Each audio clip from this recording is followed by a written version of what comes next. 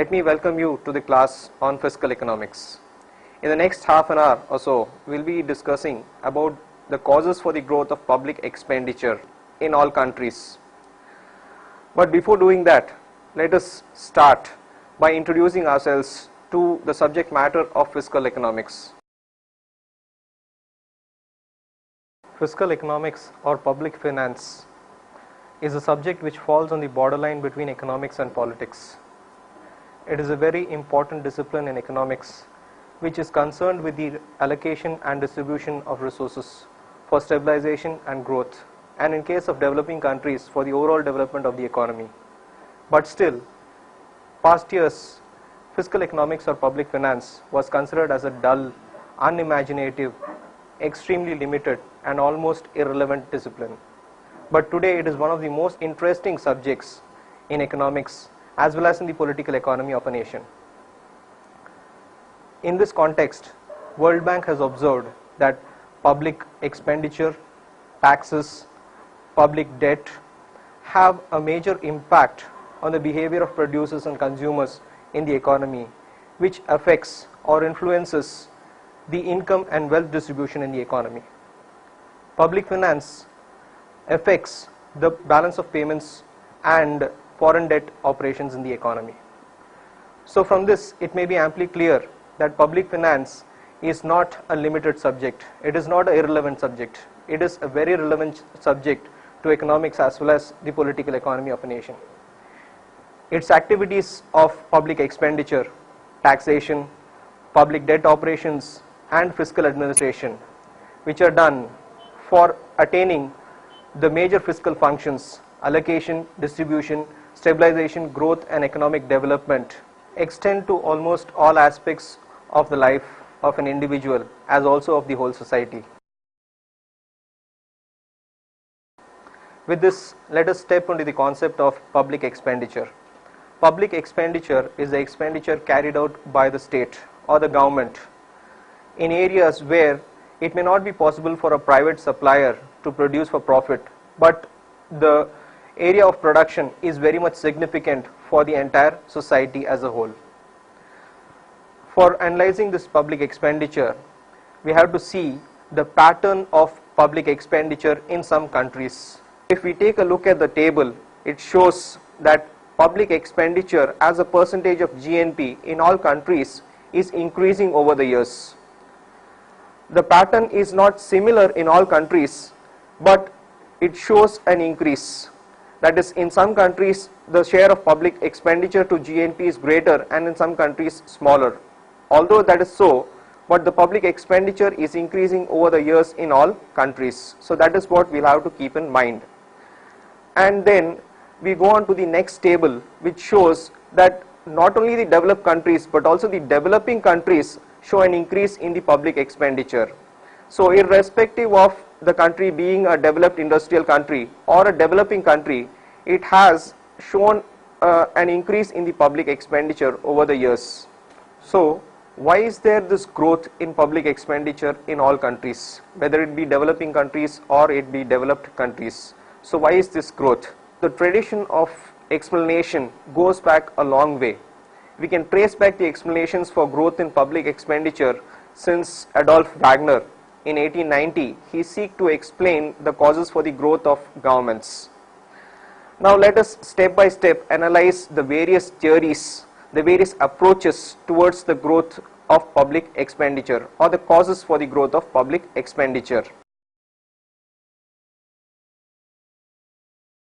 There are many theories or many approaches. We'll discuss the basic four approaches towards seeking to explain the causes for the growth of public expenditure. The first is the cost accounting theory or the cost accounting approach. This approach was developed by Saunders and Clough. It was based on a study made on OECD countries.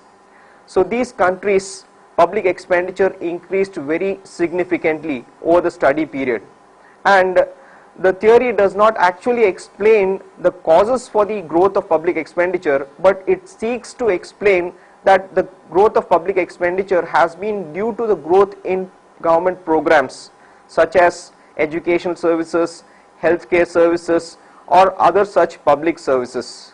In this connection, the demographic factors have to be ignored or have to be removed from the analysis of the growth of public expenditure. The benefits of public expenditure have been greater than the beneficiaries of public expenditure. That is what is to be noted in the study of cost accounting on OECD countries.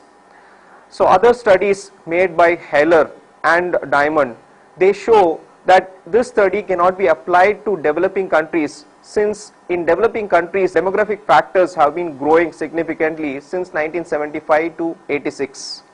So this theory can be applied only to developed nations, not to developing nations. So let us move on to the next approach, which is the demand side arguments. So in the demand side arguments, economists associate the increase in public expenditure because of increase in demand for these public expenditure services. So firstly, under the demand side arguments, we will be taking up income elasticity of demand. So since the income elasticity of demand has increased, there is increase in public expenditure. So to trace the increase, we may have to see the relationship between the increase in per capita income and the increase in public expenditure. There is a direct correlation between the increase in public expenditure and increase in per capita income, suggesting that as per capita income increases, public expenditure also increases. Increase in per capita income of a country leads to changes in product mix of a country between public goods and private goods.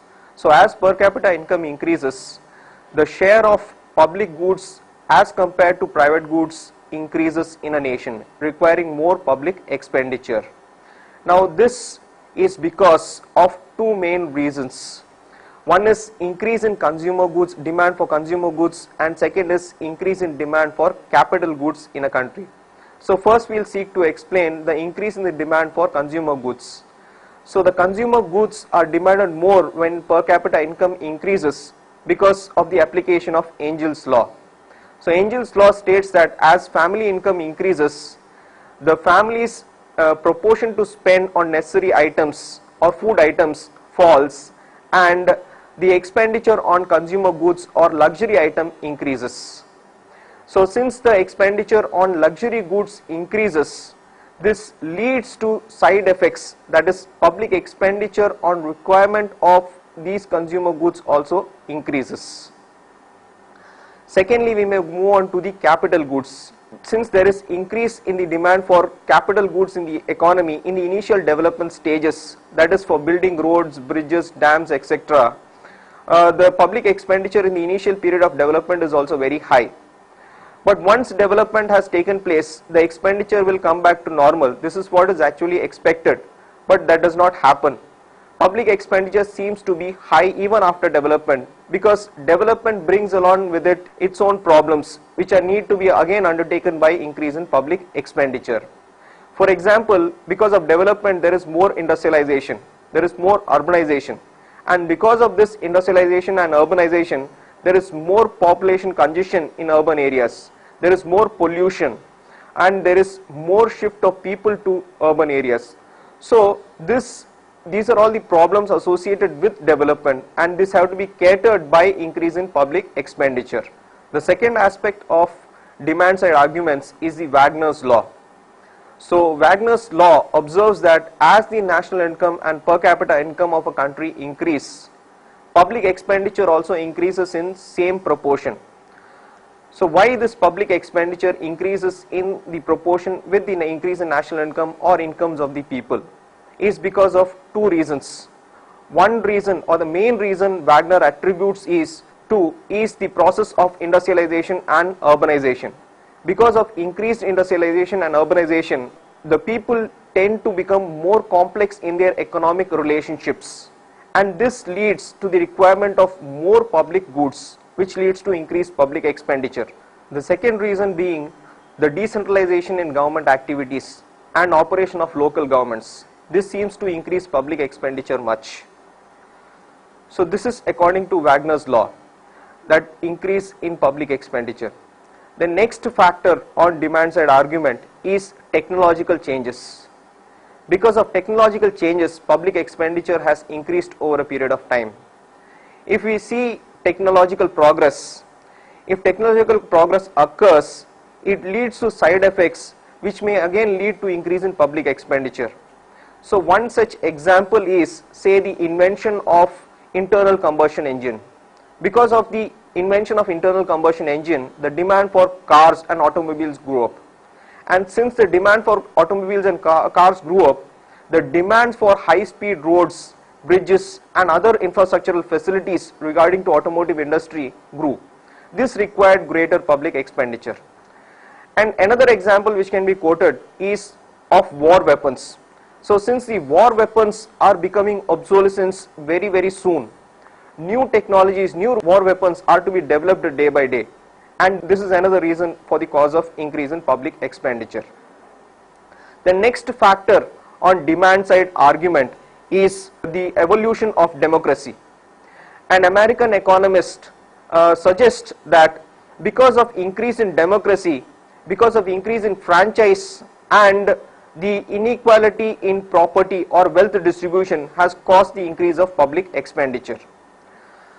So because of increase in franchise, more and more people are to be covered in public expenditure. And secondly, because of increase in income inequality or property inequality, more public expenditure has to be diverted to the poor sections of the people, leading to much increase in public expenditure. Another factor which is related to the demand side argument is the role of government. But this is with regard to the change in the tastes of the people. Because people tend to prefer more public goods than private goods. That is, people seem to enjoy more of public goods than private goods. So the demand for public goods has increased, and this has led to the increase in public expenditure. This would have been seen in table 1. That is, in some countries the tastes and preferences of people are different. That is, in case of Sweden, if we see, the percentage of public expenditure to GNP is much greater than in Switzerland. Because in Switzerland, people may not prefer much high public expenditure. So this is according to the tastes of the people. If people prefer to increase the role of the government, the public expenditure will increase. The last factor in demand side arguments is wars and other emergencies. So during wars and emergencies, if we see, public need is more. Need to secure the people from aggression, from external aggression, as well as in internal security matters is much high. And so public expenditure is diverted to these activities, and public expenditure simultaneously increases. If we see the expenses on war, a study made by World Bank again shows that more than $2,000 billion are annually spent on war or war weapons, which is much higher than all the all the national incomes of African countries put together. So this is another reason for the increase in public expenditure over the years. Nextly, we may move on to the supply factors or the supply side arguments. So in supply side arguments, firstly we will be discussing about Peacock and Weismann hypothesis. So in Peacock and Weismann hypothesis, they take up Say's theory or Say's law, which states that when public expenditure increases not because of need but because of availability of revenue. So Peacock and Weismann try to highlight this point. That is, since public revenue increases, public expenditure increases rather than the other way around. Normally, public expenditure is subject to broadly by the level of taxation or the tolerance level of taxation which people have. But in times of wars and other emergencies, this tolerance level of taxation increases. People are ready to bear more taxes than the normal level. So this is one point which you have to keep in mind. But after the end of war, what happens, we may expect that these taxes should come down or the tolerance level would come down, but that does not happen. The government does not move the taxes back to the normal level. That is, in some instances, the new taxes introduced during the war period are made permanent. And secondly, some taxes where the tax rate would have been hiked does not come back to the normal level, is kept at the same level, or it is slightly lowered but is higher than the normal level or the pre-war level. So because of this, the availability of government revenue is high, and so public expenditure increases. So this is said by Peacock and Weismann. So this is also reflected, or this can be seen from the diagram. The x-axis denotes peace period, war period and post-war period. The y-axis denotes the share of public expenditure to GNP. The economy is moving on the line ADE. Now when a war occurs at point A, new taxes are introduced or old tax rates are increased. So the level of public revenue increases AB level, and the economy moves now not ADE but on the path BCF. But at point D, when the war is over, it would be expected that the government revenue should come down from C to D, but it does not happen. The government moves on the path CF or on the path CGH. This is called the displacement effect by Weissman and Peacock. Because of this displacement effect, the public expenditure does not increase smoothly but increases in stepwise manner or in a very ilks and jumps manner. So it does not have a steady increase but it jumps during a period of time. So during emergencies and wars it jumps and it tries to retain the same level. So this is indicated in the next diagram, that public expenditure jumps from one stage to another at a point of time. It does not have a steady flow or a smooth flow. It jumps from one point to another. Other theories try to project increase in public expenditure because of increase in income. So this was a smooth flow. But this theory, that is Weissman and Peacock hypothesis, tries to show that the reason for increase in public expenditure is not only because of increase in income but because of circumstances like war. So where there is increase in the proportion or percentage share suddenly increases, the percentage share of public expenditure to GNP suddenly increases and it remains at the same level. The next factor we will be discussing under supply side factors are the imbalanced productivity growth. This factor has been identified by Baumol. He states that there is imbalanced productivity growth in economies. That is, the services grow much less than non-services. That is, the services growth rate is less than the non-service. So this can be explained by a few examples. So if we take the example of a class teacher, he'd be able to control around 25 students at a time. But if say some new technology is introduced, he may not be able to control more than 25 students at a time. But if this kind of technological change is introduced in an industry to a skilled technician, he will be able to supervise more than 100 machines now rather than 4 machines before the introduction of the technology.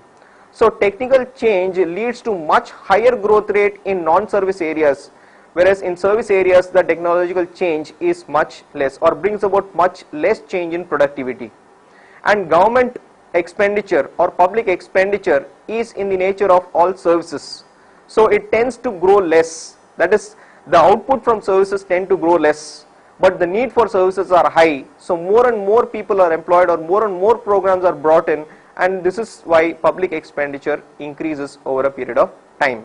Next aspect we are going to discuss is bureaucracy and public outlay increase. So many writers have tried to explain the increase in public expenditure because of increase in expenditure on bureaucracy. They try to relate the economic theory to bureaucracy theory. They say that, or we can identify from economic theory, that a private firm tries to optimize its output by equalizing its marginal cost to its marginal revenue. This same theory, if applied to bureaucracy, we find that this theory goes beyond the equality of marginal cost to marginal revenue. They tend to go beyond the economic theory of marginal cost and marginal revenue. Bureaucracy leads to more labor intensiveness. More labor intensiveness because people, bureaucrats have a good rapport with the people, and people like more bureaucrats, more people working for people. And legislators also support this kind of policy of bureaucrats because they want to become popular with the voters. Voters require more people working for government, and so legislators also support this kind of policy of bureaucrats. So public expenditure increases because of this reason. The last factor we will be discussing under the causes of growth of public expenditure is the case of developing countries. If we take the case of developing countries, the public expenditure has been increasing considerably. If we had taken a look at the second table, we would have seen that public expenditure not only in developed nations but also in developing nations is growing. So one reason attributed to this is that the role of governments today has increased much more than earlier. That is, in earlier days, that is when developed nations were in the developing stage, the requirement of government activities were much less than now, which are required for developing countries. More ambassadors are required, more customs agents are required, more health specialists are required, more educational services are required. So more role for the government has increased to more public expenditure in developing countries. Another reason which is attributed to this is the theories of economic development which have been propounded since 1950s. So if we take the theories, they generally argue that in developing economies there is market failure, and since there is market failure there has to be government intervention, and when government intervenes there has to be public expenditure. Another thing in the role of the theories is that all theories, for that matter, if we take the big push theory or the critical minimum effort theory or the balanced growth theory, all these theory advocate that there should be much capital goods in the developing countries. There should be much more infrastructural facilities in the developing countries for development. And this need for capital goods and this need for infrastructural facilities has prompted the governments to make heavy expenditure for solving all these problems, that is giving capital goods and providing infrastructural facilities. So this is another reason why public expenditure has been growing in developing economies or developing countries. Now we may come to the conclusion regarding the causes for the growth of public expenditure. We have discussed causes or factors ranging from increase in per capita income to bureaucracy factors. So all these factors tend to state that there has been many reasons for the increase in the public expenditure of governments. So there is not one view which may explain the cause for the increase in public expenditure. There are multivarious views which are there which lead to the increase in public expenditure. Looking ahead, we may anticipate growth in public expenditure or government spending because of demographic transitions in one way, and in another way because of increase in democratic institutions. So public expenditure is bound to grow in the future, but we may not stop the conclusion at that point. We may continue. There are other factors which are there which are trying to curb public expenditure. For example, if we see the austerity programs in the 1980s, which have led many governments to adopt a structural change program and reduce public expenditure.